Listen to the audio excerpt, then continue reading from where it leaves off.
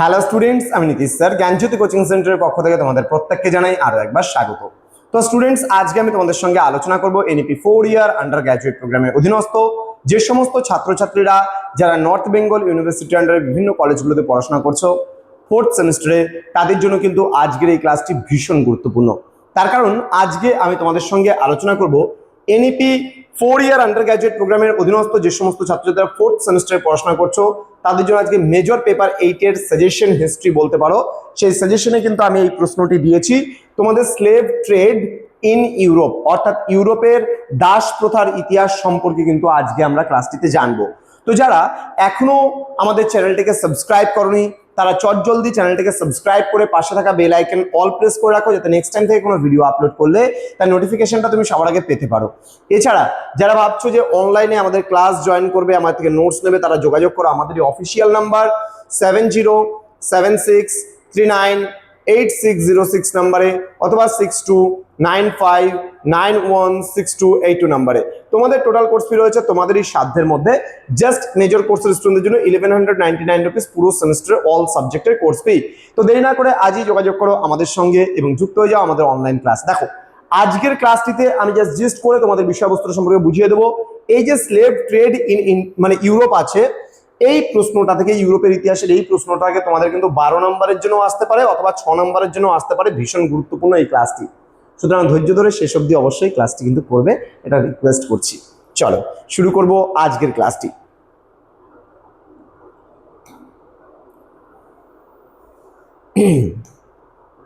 আচ্ছা, প্রথমত আমরা একটু এর সূচনা কোথায় হলো এবং এর প্রেক্ষাপট কি রয়েছে ঐতিহাসিক সেটা সম্পর্কে একটু জেনে নিই।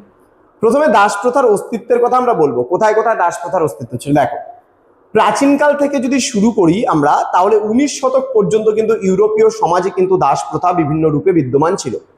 মানে প্রাচীনকাল থেকে শুরু করে 19 শতক পর্যন্ত ইউরোপের বিভিন্ন স্থানে এই দাস প্রথা কিন্তু বজায় ছিল। বলছে এটি কেবল একটি সামাজিক কুপ্রথাই কিন্তু ছিল না, বরং অনেক সাম্রাজ্যের অর্থনৈতিক মেরুদণ্ড হিসাবেও কিন্তু কাজ করেছে বা কাজ করত। তাহলে আমরা বলতে পারি যে দাস প্রথা মানেই সমাজে একটা কুপ্রথা, দাস প্রথা মানেই সেই সমস্ত মানুষদেরকে দিয়ে কষ্ট করে পরিশ্রম করানো, কিন্তু এমনটা কিন্তু নয়। কোনো কোনো সাম্রাজ্যের অর্থনৈতিক বুনিয়াদই কিন্তু ছিল এই দাস প্রথা। তাহলে কোথাও বা দাস প্রথা খুব ভালো ছিল, কোথাও বা দাস প্রথা ছিল খুবই যন্ত্রণাদায়ক। তা আমরা বিস্তারিত আজকের এই ক্লাসটিতে কিন্তু সেটাই জানবো।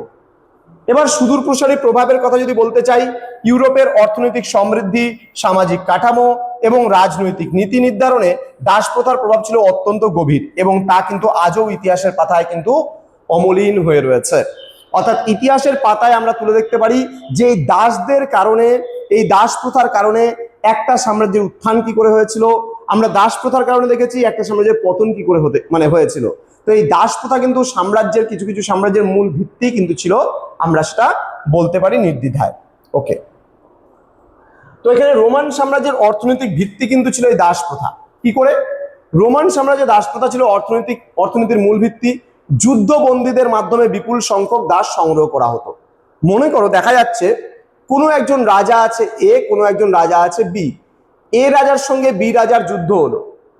তাহলে এ রাজার সঙ্গে বি রাজার যুদ্ধে দেখা গেল এ রাজা হেরে গেল, বি রাজা জয়লাভ করলো। এবার এ রাজার যারা সৈন্য রয়েছে তারা কিন্তু সবাই কিন্তু কি করছে, বন্দী হয়ে গেল বি রাজার কাছে, এবং এই বন্দী যারা হয়েছে যুদ্ধবন্দী তারা কিন্তু পরবর্তীকালে কৃতদাস হিসাবে কিন্তু কাজ করত। ক্লিয়ার? এবার দাসীদের কোনো আইনি অধিকার কিন্তু ছিল না, তারা ছিল মালিকের সম্পত্তি। এবার এই যে মানুষগুলো, এই যে সৈন্যগুলো ছিল যাদেরকে বন্দী বানানো হলো, বি রাজা যে বন্দী বানালো, এখন এই যে সৈন্যগুলো হয়ে গেল বি রাজার সম্পত্তি। এবার বি রাজা তাদেরকে যেভাবে রাখবে, যেভাবে যা করাবে, এবার কিন্তু ওই সৈন্যদেরকে বা যুদ্ধবন্দী কৃতদাসদের কিন্তু এইভাবে করেই কাজগুলো করতে হবে। নেক্সট বলছে রোমান সমাজে দাসদের বিভিন্ন কর্মক্ষেত্রের কথা আমরা বলতে পারি। তারা দাসরা কি কি কাজ করতো, এই যে কৃতদাসরা এরা কোথায় কোথায় কি কি কাজ করাতো। তাহলে একজন প্রভু বা একজন সম্রাট এদেরকে দিয়ে কোন কোন কাজগুলো করাতো? প্রথম কাজ হচ্ছে কৃষি কাজের কথা আমরা বলতে পারি। বলছে দেখো বিশাল খামারগুলোতে কায়িক শ্রমের মাধ্যমে কিন্তু খাদ্য উৎপাদন করা হতো এদেরকে দিয়ে।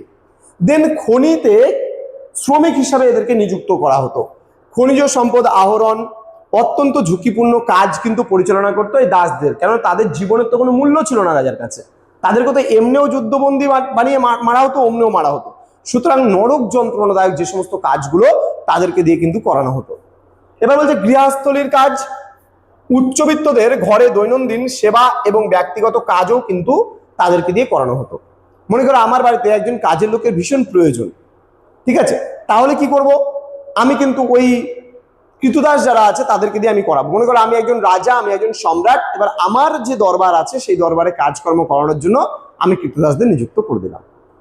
নেক্সট বলছে নির্মাণ কার্যে, বিশাল সব রোমান স্থাপত্য ও রাস্তা তৈরিতে কিন্তু শ্রম প্রদান করতো কিন্তু এই কৃতদাসেরা। রাস্তা নির্মাণ ক্ষেত্রে বা সাম্রাজ্য বিস্তারের ক্ষেত্রে বড় বড় কোথাও যদি স্থাপত্য শৈলী নির্মাণ করতে হতো সেক্ষেত্রে কিন্তু এদের কিন্তু নিয়োগ করা হতো। তাহলে আশা করছি বুঝতে পেরেছো যে এদের কি কাজ ছিল, কৃষিকাজ ছিল, খনির শ্রমিক হিসাবে কাজ করত, দেন গৃহস্থলীর কাজ করতো এবং নির্মাণের কাজও কিন্তু এরা করত। ক্লিয়ার? ওকে। এবার মধ্যযুগে দাস ব্যবসার স্বরূপ কি করে পরিবর্তন হলো আমরা একটু জেনে নেব। তাহলে এটা গেল প্রাচীন কালের। এবার মধ্যযুগে ধীরে ধীরে কি করে পরিবর্তনটা আসলো। আমি বলেছিলাম যে 19 শতক পর্যন্ত এটা ইউরোপে প্রচলিত ছিল। মধ্যযুগে ইউরোপে দাস ব্যবসার প্রকৃতি কিছুটা পরিবর্তন হয়েছিল।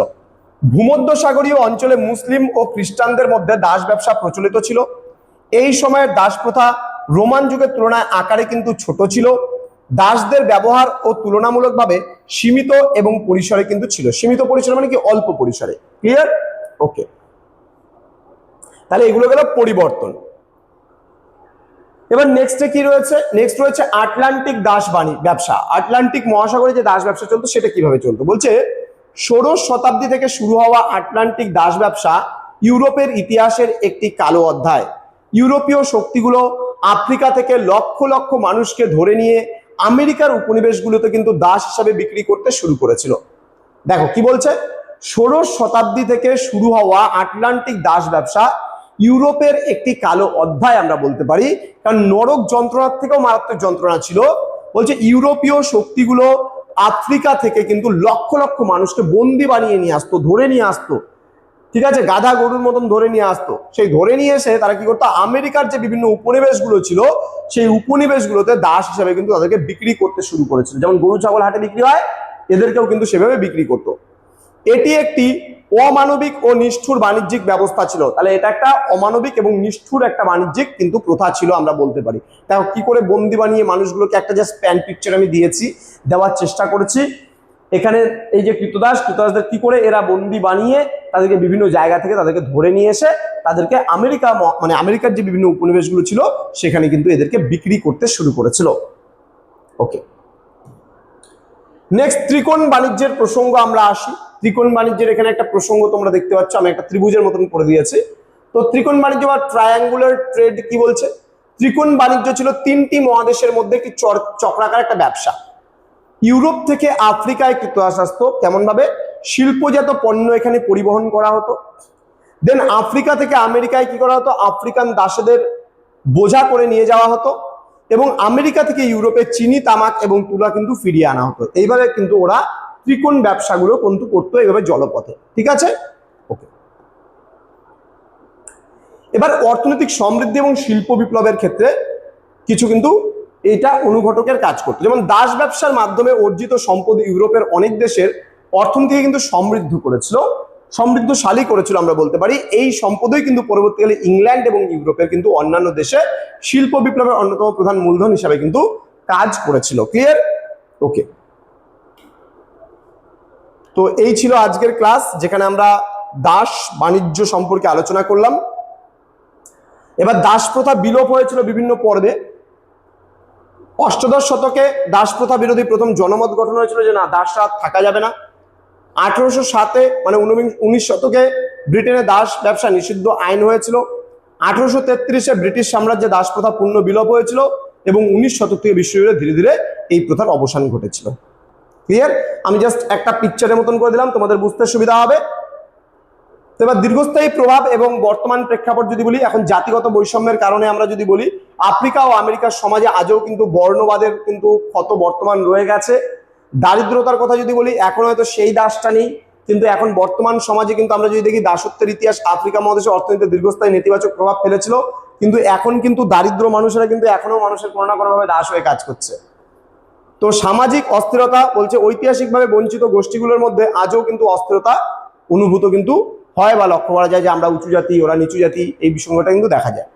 তো আমাদের অফিসিয়াল নাম্বার যেটা দুটো স্ক্রিনে দেওয়া রয়েছে 6295916282 এবং 7076398606 নাম্বারে তোমরা সরাসরি যোগাযোগ করো আমাদের সঙ্গে। এবং যদি ক্লাস করতে চাও তবে অবশ্যই আমাদের নাম্বারে হোয়াটসঅ্যাপ করো বা কল করো, আমরা ডিটেলসে তোমাদের সঙ্গে আলোচনা করব। Thank you so much, thanks for watching. After all, thank you.